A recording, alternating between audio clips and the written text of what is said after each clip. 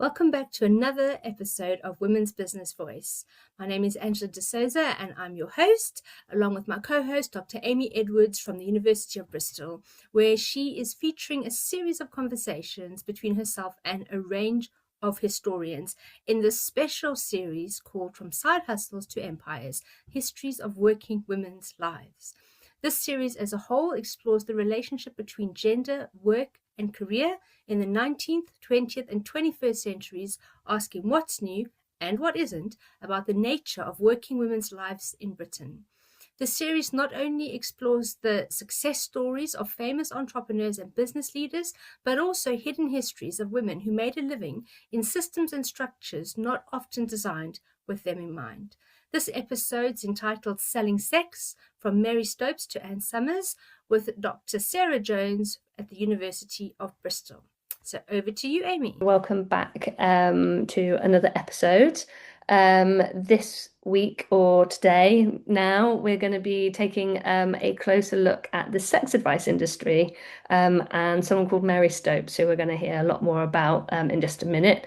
But as a brief introduction, she was an Edwardian advice columnist and queen of self-promotion, I think is the phrase that I begged, borrowed and stealed from our guest today, who is Dr. Sarah Jones. I should say at the top that Sarah Jones and I both work together at the University of Bristol. We work together quite a lot, so this is a really nice opportunity, basically to have a chat with a friend, to be honest. But she's going to be walking us through some of the women who made their careers selling sex tips and sex toys, I think is what we went for.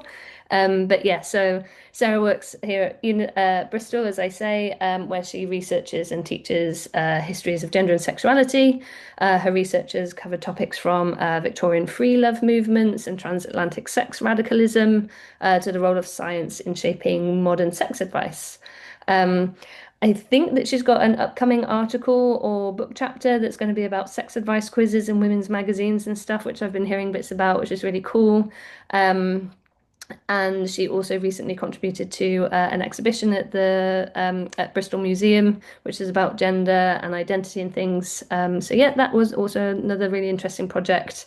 But also she's very well known in the university for her work on kind of teaching and making teaching inclusive, impactful and engaging. So yeah, she's a person with lots of different plates spinning at any one time. So we're really lucky to have her join us today and give us her time. So hi, Sarah. Hello. Hello. Thanks for having me. Yeah. Yeah, good. So as I said, I obviously work with you, so I know a lot about the kind of cool research that you have done and that you continue to do. But I wondered if you could tell, for everyone else who doesn't have the pleasure of working with you, if you could tell them a bit about your background as a historian. Yeah, sure. So I'm a historian of, as you said, gender and sexuality, but kind of specialised in histories of science and print culture. So I'm particularly interested in how people sort of learn about sex in the past, and particularly a kind of corner of that, how scientific ideas or understandings of sex have come to shape what we consider sort of popular sexual knowledges.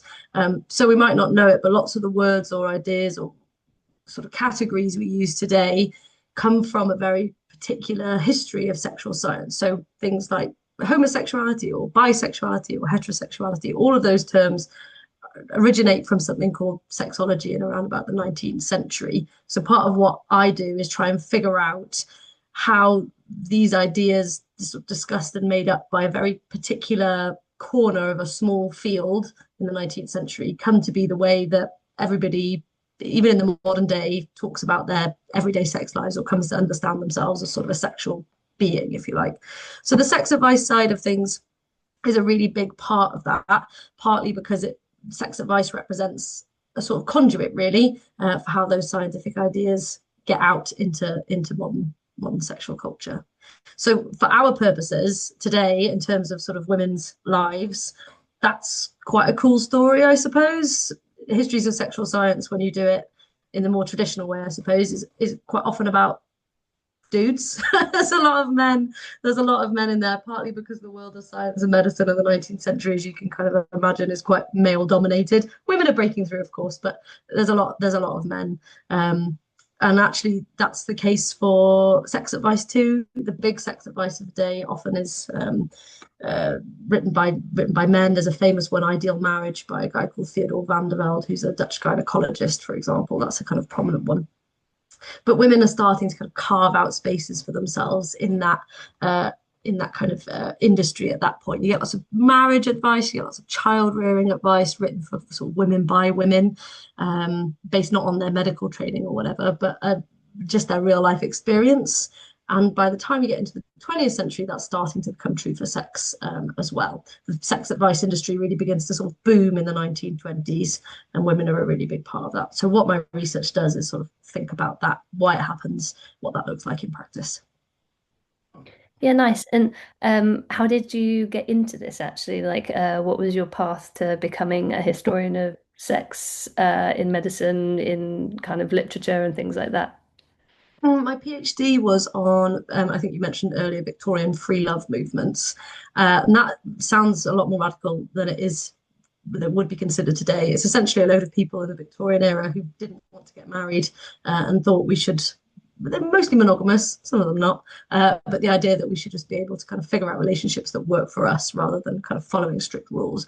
And as I was reading their kind of publications, it became really clear that they were using science and medicine as one of their kind of key tools to justify and explain why they thought that marriage was basically a really naff idea. So I was really interested in that. Why is this kind of pocket of people in the Victorian era talking about sex and marriage and their relationships when they had actually quite lofty ideas about, you know, the world and love and all this kind of stuff, talking about it through the lens of science? So it kind of triggered a bit of a curiosity, like, why is this the way that we have come to understand all of this? Why is this kind of one corner of thinking about things dominating the whole kind of conversation about sex and marriage, especially as you get into the 20th century?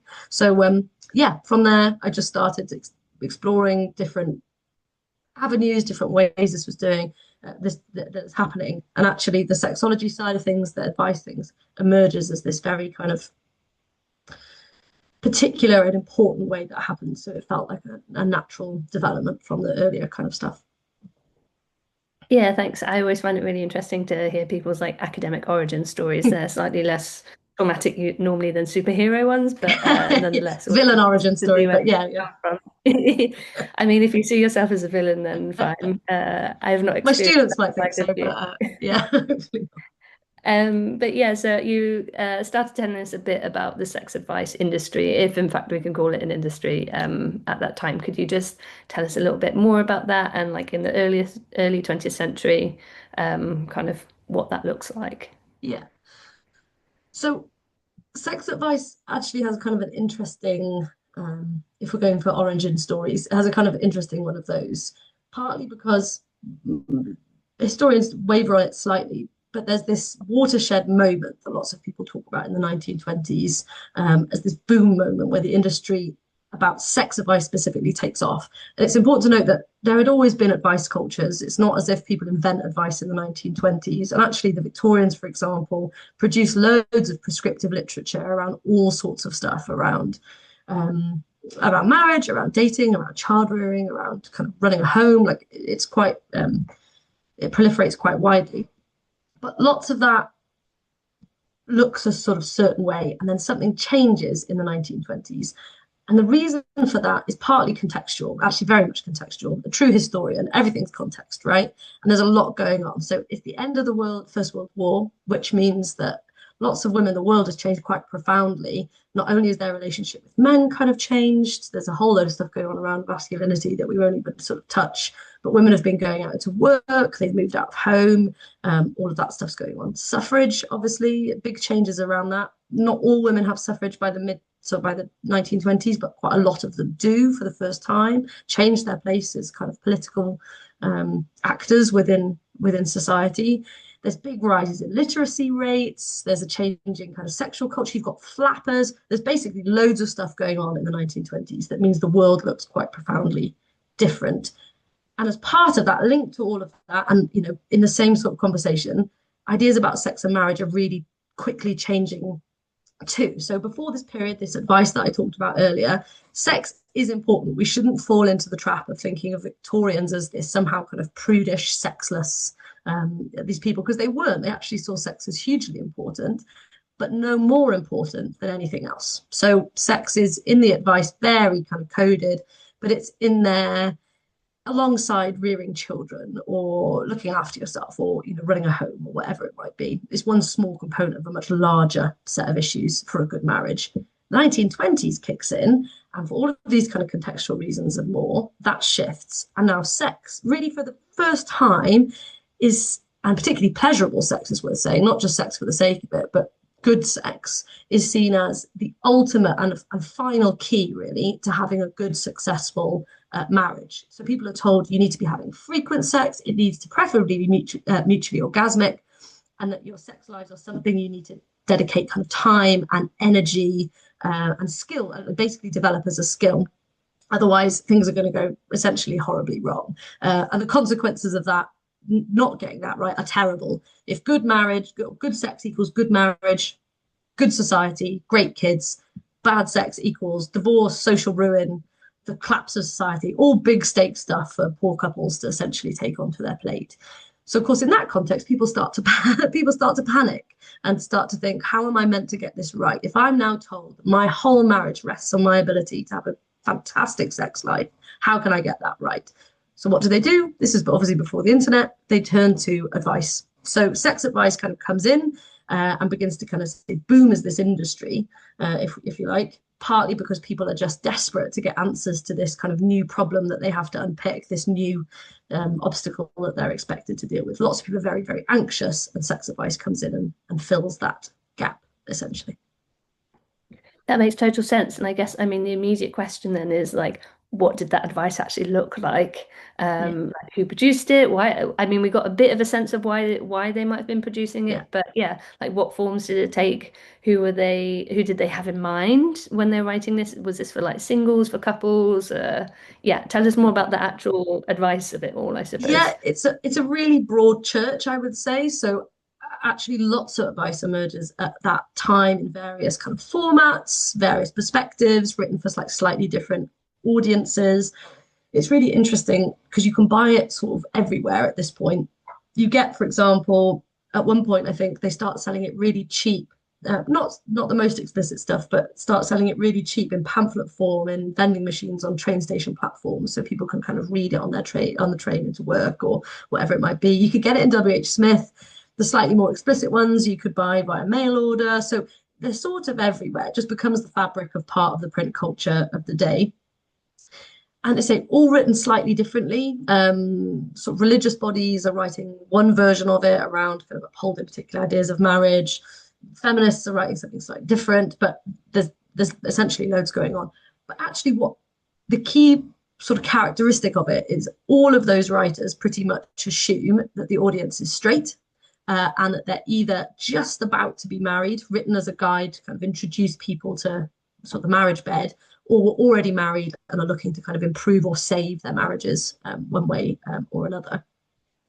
The ones for the people about to get married work on the premise that actually those about to get married are going to be incredibly green, really rather ignorant about anything to do with sex or indeed the kind of human anatomy, really. Lots of them include quite basic discussions of how the body might work, what sex is, what happens to a penis, where the clitoris might be, all of this quite basic anatomical stuff that they assume that people won't know. But the big sort of change is that there are more kind of practical discussions of sexual activity. So before it might just be, sorry, my email's very crazy in the background, but it might be kind of practical discussions of, what the wedding, like how to kind of woo for the wedding night. But you get to the 1920s and it's more about actual sexual activity. That's why they call this period the kind of birth of foreplay, because it's now in sex advice, you get things like different sexual positions, actual discussions of foreplay, even things like guides to kissing to help people get the kind of very specific things right. So long story short, there is no one sort of size fits all version of sex advice, but they quite, well, all of them really have this overarching thing. It's straight, it's married, and there is new instruction about the practicalities of sex. Yeah, interesting. And I mean, you paint a really kind of like clear picture for us about like what this looks like. I'm going to use the term industry. I don't know that that's necessarily historically appropriate, but Yeah. Given what we're kind of interested in this podcast series, I suppose the next obvious question is then, what was women's role in, like, were women part of this industry, working in it, writing the sex advice? Yeah, how did women feature in that?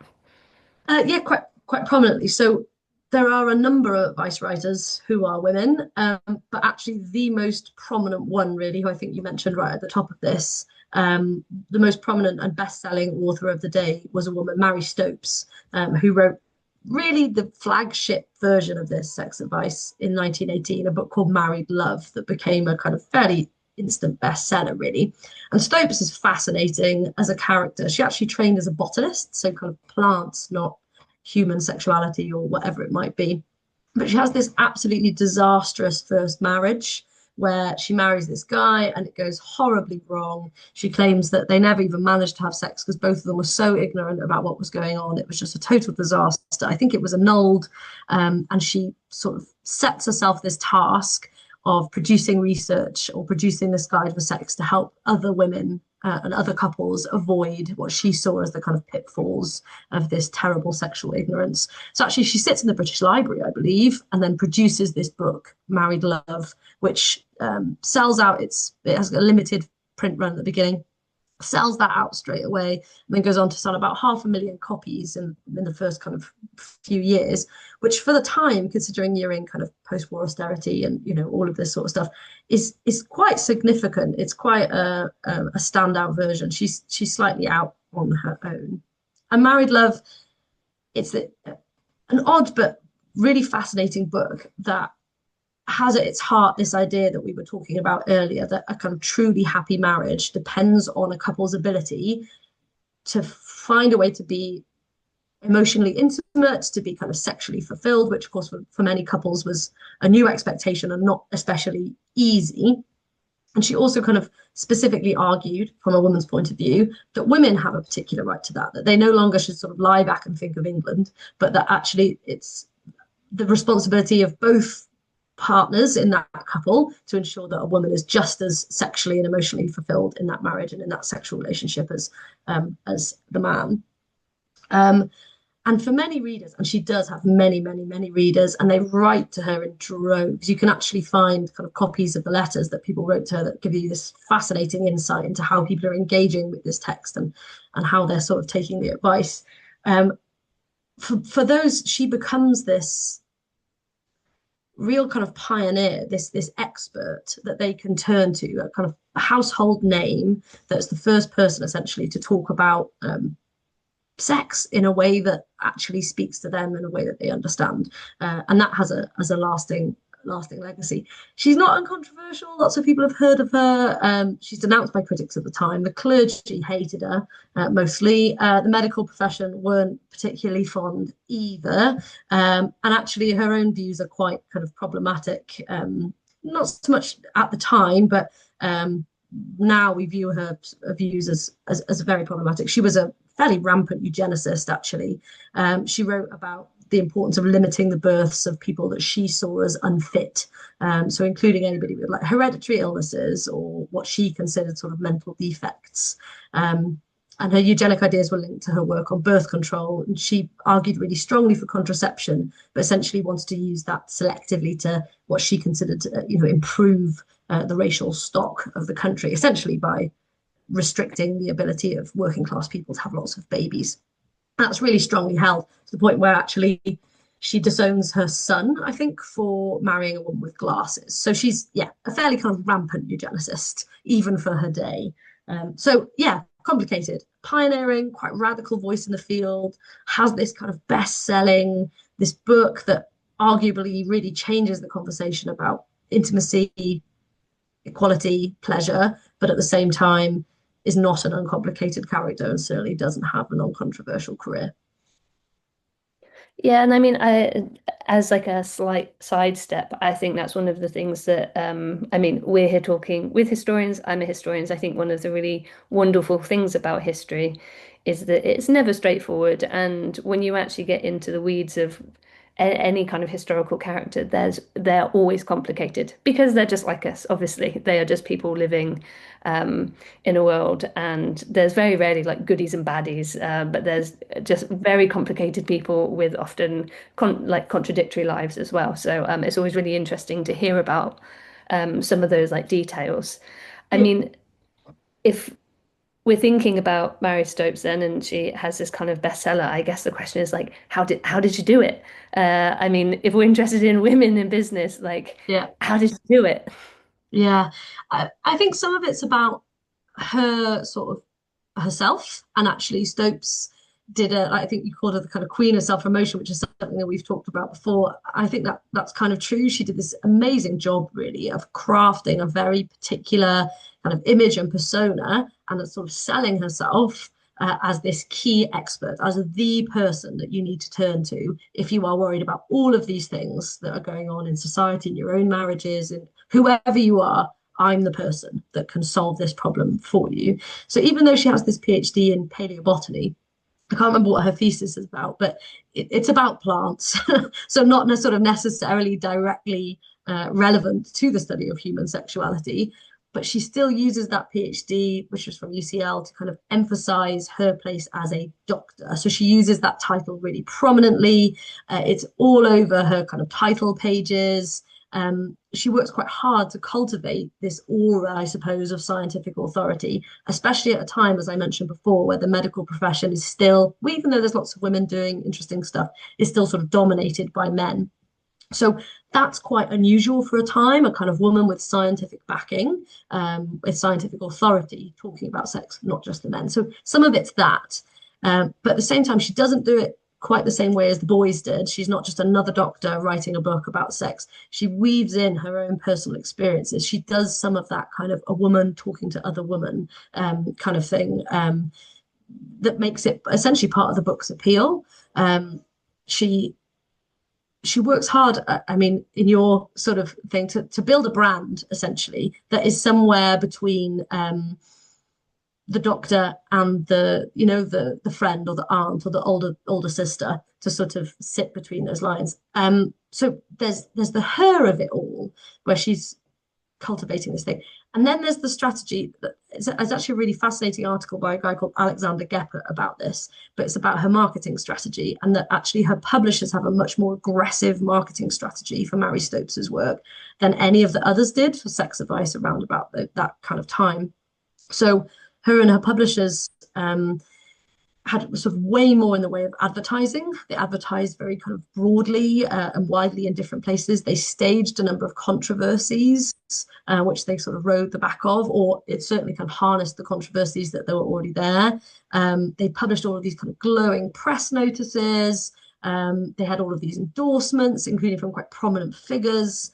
They even kind of used big pages of reviews by scientists and doctors and stuff as a kind of advert for the book. So it's for its time, considering before sex advice sometimes had this slightly liminal place where some people weren't sure if it was a bit taboo or if it was a little bit risque, and she essentially forced it into the mainstream and made it incredibly prominent, made it very, very visible in a way that actually sex advice had not necessarily, especially sex advice by a woman, had not necessarily been. So it's got that kind of double whammy. You've got Stopes herself as this very particular kind of celebrity expert, I suppose, and then you've got the marketing of it, which is marketing sex advice as totally respectable, as entirely authoritative, as very accessible for everybody in a way that it hadn't kind of been before. So yeah, it's this interesting combination of the person and their approach to the business, I suppose, that turns married love into, well, essentially turns Mary Stopes' really terrible marriage into a stomping bestseller. I mean, while you're talking in my head, I was just imagining her having like a faux publicity relationship with Yeah. some other celebrity to raise the status. Yeah, not quite. I think it was more she got, I mean, the controversy wise, she got stuck in. I mean, the clergy hated Mary Stopes.